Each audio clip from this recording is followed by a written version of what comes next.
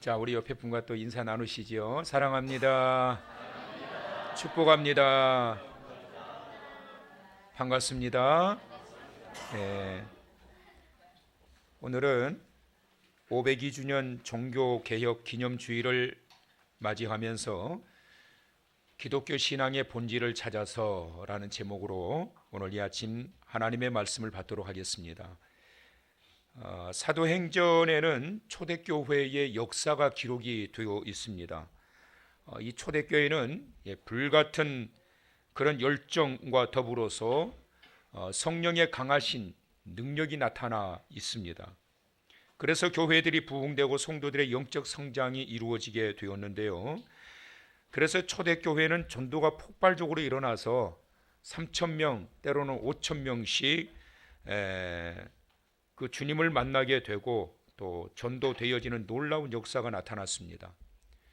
이쯤 되면 10,000명 이상의 교회가 꽤 있었을 것 같지요. 그렇다면 어떻게 이런 일들이 일어날 수 있었을까? 그것은 다름 아니라 예수님을 만나고 난 이후에 복음을 전하는 사도들과 또 그들을 통하여서 복음을 들었던 자들의 그 열정과 헌신과 희생적인 그러한 복음 사역을 통해서 일어나게 되었습니다. 그들의 열정적인 복음 사역은 순교의 각오를 가지고 외치는 사역이었습니다. 왜 그들이 순교의 각오를 가졌을까? 그들은 가장 중요한 것, 부활하신 예수님을 그들이 직접 만났거든요. 그리고 자기들의 눈앞에서 부활하셨던 주님께서 승천하신 모습도 봤거든요. 그리고 그 주님을 통해서 땅끝까지 복음을 증거하라고 하는 복음 전도자의 명령을 받았거든요. 그러니까 그들은 목숨을 걸고 복음을 외치게 되었습니다. 그들이 외쳤던 복음은 다른 게 아닙니다. 나사렛 예수, 그분이 우리의 구세주입니다. 믿으시면. 그분은 말씀대로 다시 살아나셨습니다. 믿으시면. 이게 그들이 외쳤던 복음이었어요. 그런데 이 복음을 외치는 소리를 듣고 사람들이 교회로 몰려들기 시작한 거예요. 폭발적으로 막 부흥하게 되었습니다. 그러자 긴장하는 사람들이 있었는데요. 그들이 누구였느냐 하면 바로 유대 공동체의 지도자였던 유대 종교 지도자들이었습니다. 그래서 그들이 협박을 합니다. 예수 전하지 말아라. 전도하지 말아라. 그렇게 협박을 합니다. 갖은 협박을 다했지만 그들은 전혀 구애받지 않고 그들은 예수 그리스도께서 우리를 위해서 죽으셨다가 말씀하신 대로 부활하셨는데 그분이 우리의 구세주입니다. 그분을 믿으셔야 구원받습니다. 라고 하는 것을 외치게 되었고 교회는 부흥하게 되었고 성도들은 놀라운 능력과 은혜를 경험하게 됩니다. 이런 초대교회의 이런 상황 속에서 등장하는 인물이 오늘 우리가 보았던 말씀의 배경 속에 드러나고 있습니다. 바로 아나니아와 삽비라 사건입니다. 이들은 부부입니다. 이들 역시 초대 기독교가 전파되면서 예수를 믿었던 자들입니다. 그 당시에 수많은 사람들이 폭발적으로 예수를 믿고 교회로 들어오니까 공간이 제한이 있지 않겠습니까? 그래서 이 사람들을 맞이할 공간, 다시 말하면 건물을 다시 증축하기 시작하고 편의시설을 만들어야 되고 또 개중에는 많은 사람들이 아예 그냥 공동체 안에 들어와서 먹고 자고 하면서 생활하는 자의반 타의반으로 어쩔 수 없이 들어와서 생활해야 되는 그러한 무리들도 있었습니다. 그렇기 때문에 그들의 공간을 마련하기 위해서 결국은 증축하려면 뭐가 있어야 될까요? 돈이 있어야 되지요. 먹고 마시는 것들이 필요한데 뭐가 있어야 될까요? 돈이 있어야 되지요. 그래서 그 당시에 초대교회에 많은 헌신자들이 나오게 됐습니다. 그래서 자기의 쌈짓돈과 자기의 재산을 털어서 교회의 부흥과 그리고 이 성도들을 섬기는 일에 기꺼이 기쁨으로 헌신하는 자가 늘어났습니다. 여기에 이제 아나니아와 삽비라도 감동을 받았습니다. 그래서 그에게 밭이 있었는데 이 밭을 팔아가지고 헌금을 하자 부부가 결의를 했습니다. 그런데 중요한 것은 뭐냐면 헌금해놓고 죽어버린 사람, 헌금해놓고 저주받았던 사람, 이들이 바로 초대교회의 아나니아와 삽비라였습니다. 그렇다면 오늘 이 아침 우리가 이제 이 말씀을 봐야 되는데요. 그들이 왜 죽었을까? 뭐 하지 않았으면 살았을까요? 차라리 헌금하지 않았으면 살았을지도 몰라요. 근데 왜 헌금해놓고 죽냐? 이런 아이러니한 이러한 사건이 본문에 일어나고 있습니다. 왜 죽었을까? 우리는 여기서 우리들과 다른 하나님의 마음을 들여다볼 수 있어야 합니다. 하나님의 관심은 우리가 어떻게 사느냐, 신앙인의 삶의 태도에 있음을 우리는 기억해야 됩니다. 다시 말하면 정말로 하나님을 믿는 사람이냐, 정말 진짜 하나님을 믿는 사람이냐라고 하는 것을 하나님은 보기를 원하신다는 겁니다. 오늘 우리는 종교개혁 기념주의를 드리고 있습니다. 종교개혁, 이것은 곧 교회의 개혁이고 그리고 개인 신앙의 개혁입니다. 이 개혁을 통해서 기독교 신앙의 본질이 무엇인가를 찾자라고 하는 운동이 종교개혁 운동입니다. 종교개혁은 다른 말로 말씀드리면 거짓과의 전쟁이었습니다. 거짓이라고 하는 것은 속이는 것을 의미하는데 십계명에서 제9계명에서도 말씀합니다. 하나님께서 이미 모세를 통해서 주셨던 이 율법의 함축 계명인 십계명, 9계명에서 뭐라고 말씀하십니까? 거짓 증거하지 말라. 하나님이 내리신 명령입니다. 시편 130편 2절에 보니까 여호와는 우리 행위를 익히 아신다. 여러분, 저는 여러분들이 어디서 무엇을 하는지요, 어젯밤에 여러분들이 무엇을 하셨는지 전혀 몰라요. 안심하세요. 더 나아가서 여러분들이 어떤 꿍꿍이 생각을 하고 있는지, 이 자리에 앉아서 김옥원 목사를 어떻게 평가하고 생각하고 있는지 저 몰라요. 그러니까 더더군다나 안심하십시오. 근데 하나님은 시편 130편 2절에 보니까 여호와는 우리 행위를 익히 아신다. 더 나아가서 머리털 하나까지 다 세신 바 되셨다. 그만큼 세밀하게 모든 것을 다 아신다 그랬죠. 앉고 서는 것을 아시고 우리의 생각까지도 다 아시는 하나님. 그런데 아나니아와 삽비라는 그런 하나님 앞에서 거짓말했습니다. 베드로가 호되게 벼락같이 책망을 합니다. 왜 하나님을 속이느냐? 그러자 그 자리에서 그들은 죽고 말았습니다. 헌금이 잘못된 것이 아니라 하나님을 속인 것이 문제가 된 것입니다. 하나님까지 속이면서 자신의 체면을 세우고 자신의 이름을 드러내고자 했던 그것이 화근이 되었던 것입니다. 여러분, 사람이 살다 보면 자칫 잘못할 수 있어요. 죄를 범할 수도 있어요. 그런데 해서는 안 될 것이 있습니다. 그것은 뭐냐면 하나님을 속이는 것을 하면 안 돼요. 원하시면 아멘. 결국 하나님을 속이는 것은 사기입니다. 거짓은 사기예요. 희대의 사기꾼이었던 조이팔 씨, 이 사람한테 피해를 당한 사람이 무려 10만 명에 이른다고 그러고 피해 금액이 10조 원에 이른다고 그러지 않습니까? 죽었는지 살았는지 진짜 죽었는지는 모르겠으나 이 사람에게 사기를 당한 사람들이 그렇게 많다고 합니다. 거짓말로 사기를 칩니다. 그래서 곧 거짓말은 사기입니다. 사랑하는 성도 여러분, 사기꾼 예수쟁이란 말 듣지 않기를 바랍니다. 아멘 안 하신 분이 제 눈에 좀 들어오는 것 같은데요. 어떻게 하자는 거예요? 기회를 한번 더 드리지요. 사기꾼 예수쟁이란 말을 듣지 않도록 합시다. 왜 하나님을 속이느냐? 베드로가 아나니아와 삽비라를 향해서 왜 하나님을 속이느냐? 다시 말하면 거짓 일꾼이 등장했다는 것에 우리는 초점을 맞춰야 됩니다. 아나니아와 삽비라, 베드로 사도까지 속이려고 했던 이 사기꾼, 사도를 속이려고 하는 것은 곧 성령께서 성령까지 속이려고 했던 것인데 이것을 강하게 책망을 하였고 이것 때문에 결국 헌금해놓고 그들은 둘 다 부부가 한날에 저주를 받아 죽고 말았습니다. 아나니아와 삽비라의 거짓말 중심에는 뭐가 있었을까요? 자기 자랑과 자기 명예가 있었습니다. 베드로는 너희의 거짓말의 배후에는 그래서 사탄이 있다.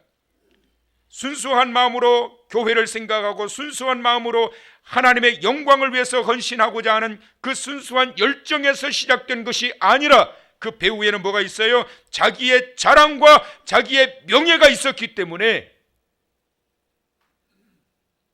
헌신을 결의한 거예요. 여러분, 근데 그럴 때 사탄이가 역사하는 거예요, 여러분. 그래서 3절의 말씀에 베드로가 그들을 향해서 호되게 질책합니다. 사탄이 내 마음에 가득하여.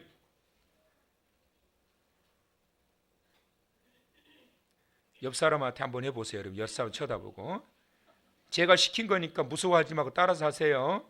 자, 옆 사람 보세요. 저 보지 마시고 저한테 하실 거예요. 자, 따라서 하세요. 사탄이 내 마음에 가득하여. 아니지요, 그래요. 그래야 화근이 없어요. 그래야 안 맞아. 다시 한번 반대 사람 더 크게 하세요. 사탄이 내 마음에 가득하다. 아니지요? 얼른 해야 돼, 얼른.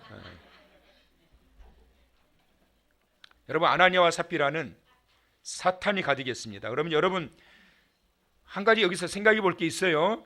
자, 대답해 보세요. 사탄의 공격이 먼저일까요? 마음의 변질이 먼저일까요? 사탄이가 공격해서 마음이 변질됐을까요? 마음이 변질돼서 사탄이가 공격했을까요?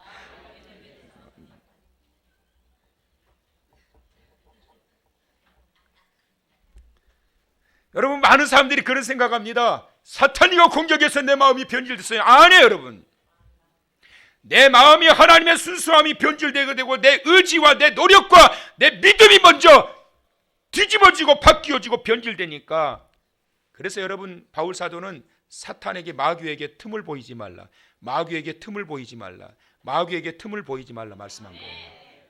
기가 막히게 마귀는 틈이 보이면 바로 치고 들어와 가지고 작은 구멍 하나가 여러분 큰 홍수를 일으키게 하듯이 그 작은 틈 하나가 그 믿음을 한순간에 그냥 허물어지게 만드는 거예요.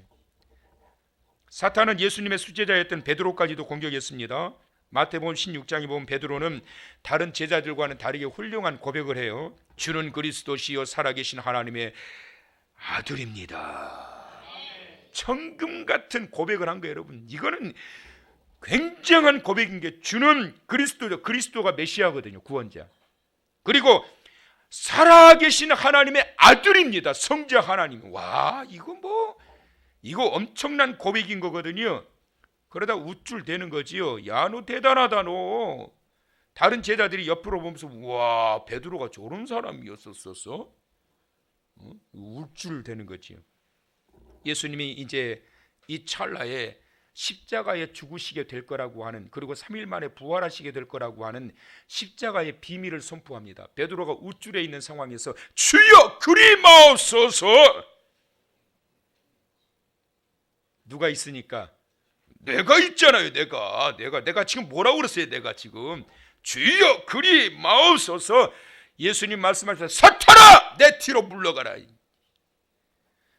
이거 참, 이렇게 뛰어났다가 그냥 그대로 곤두박질 쳐서 떨어져 버린 거예요. 사탄은 여러분, 충성과 헌신이 깊어질수록 강한 유혹과 공격이 있다. 이해가 되시면 아멘. 다시 한번, 사탄은 충성과 헌신이 깊어질수록 더 강한 유혹과 공격이 있다. 여러분, 아나니아와 삽비라가 충성과 헌신을 해보려고 시작을 했지만, 그러나 그 밭을 팔아가지고 드리려고 돈을 한 뭉탱이를 쥐고 나니까 뭐가 들었을까요? 욕심이 들어가기 시작한 거예요. 그게 틈이었어요. 애초에 그렇게 상의하면 되잖아요. 여보, 우리가 이제 보니까 이제 교회 형편이 그렇고 우리도 좀 헌신하면 좋겠다. 우리가 예수 그리스도를 믿어 구원함을 받았고 이 사람 저 사람 보니까 다들 이렇게 크게 작게 헌신하는데 우리도 밭이 있잖아. 우리 욕심 부리지 말고 우리 그거 팔아가지고 반은 우리 저축해놨다 우리 노후를 위해서 쓰고, 여보 우리 그 반은 이 좋은 일을 바치면 어떨까? 그렇대잖아요. 아니, 반이 많아요? 그러면 여보 우리 한 30%만 하면 어떨까? 어때? 그럼 되잖아요. 우리도 밭을 팔아가지고 전액을 바치겠습니다. 그래 다 전액을 바치는 줄 알았어요. 그리고 베드로 사도에게도 이 전체 답니다. 이거 밥 팔아서 가져왔습니다.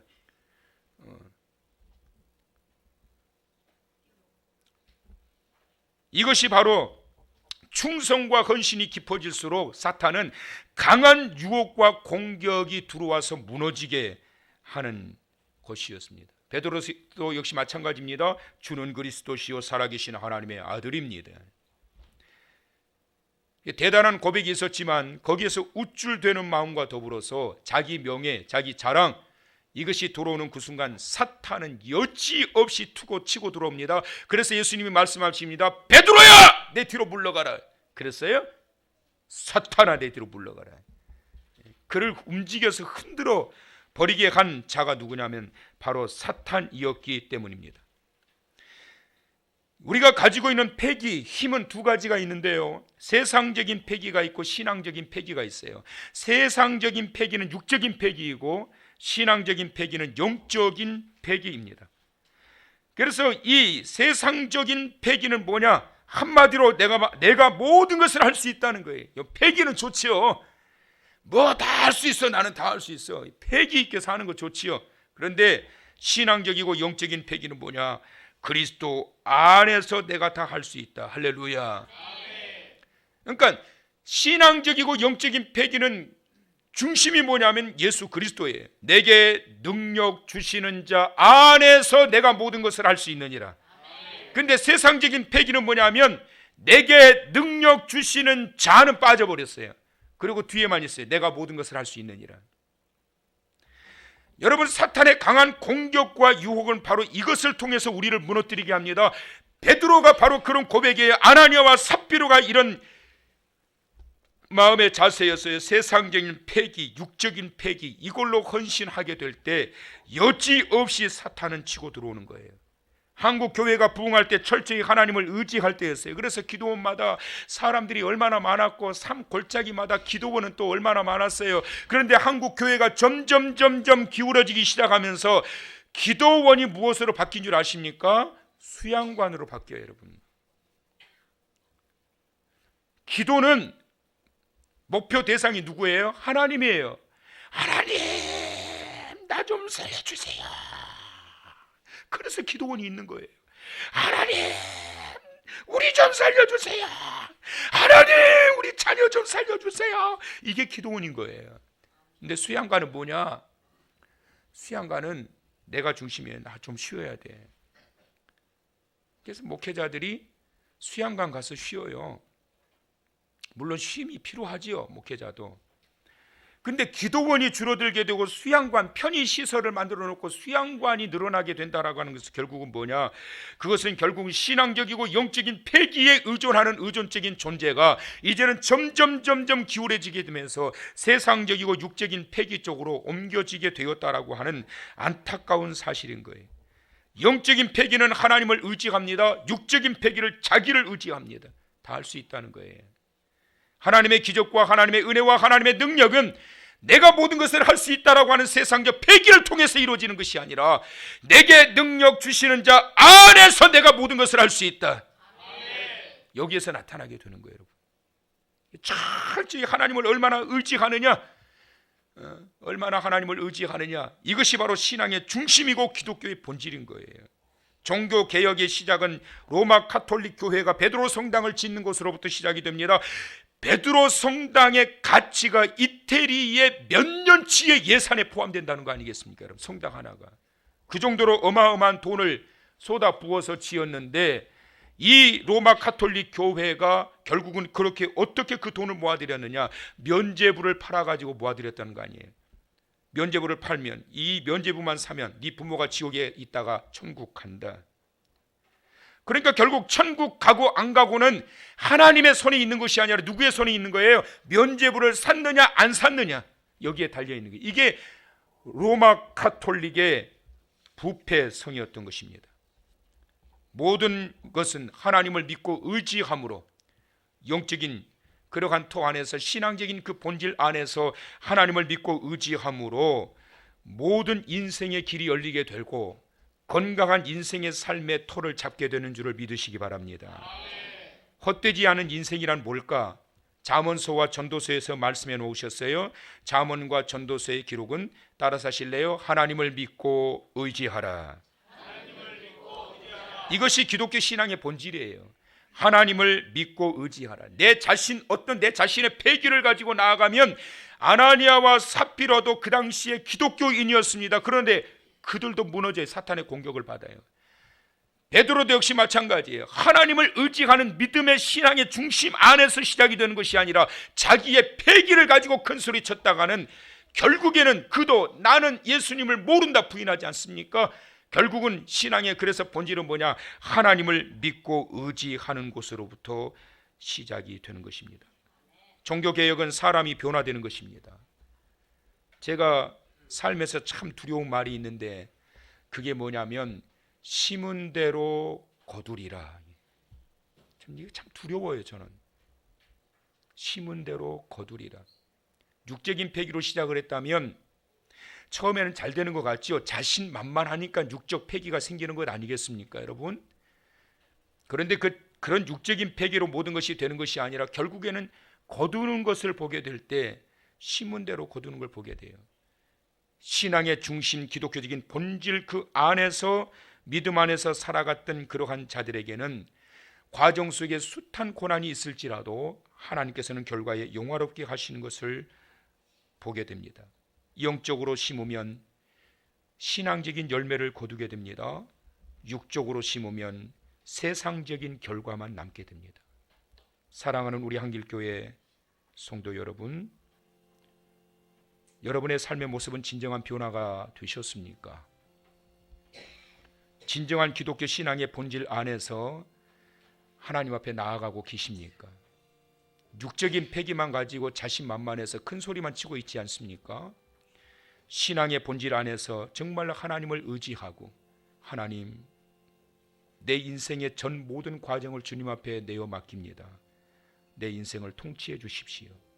단 한 가지라도 작은 것 하나라도 제가 주도하는 것 하나도 없게 주시옵소서. 사소한 것 하나까지 생각까지도 주님이 주도해 주십시오. 그런 낮고 겸손한 마음으로 주님 앞에 엎드리고 전능하신 하나님의 통치를 받게 될 때 심은 대로 거두게 하시는데 갈수록 하나님께서 이루어 주시는 신앙적 열매를 통하여 하나님의 영광을 나타내게 하시는 것을 기억하며 오늘 이 아나니아와 삽비라와 같은 이러한 것들을 우리가 교훈 삼아 철저하게 기독교 신앙의 본질을 다시 한번 찾아 주님을 의지하고 하나님의 인도하시고 주도적으로 이끌어 가시는 그 모든 길을 따라 이번 한 주간도 살아가심으로 건강한 신앙의 터전을 세워가시기를 주님의 이름으로 축원합니다.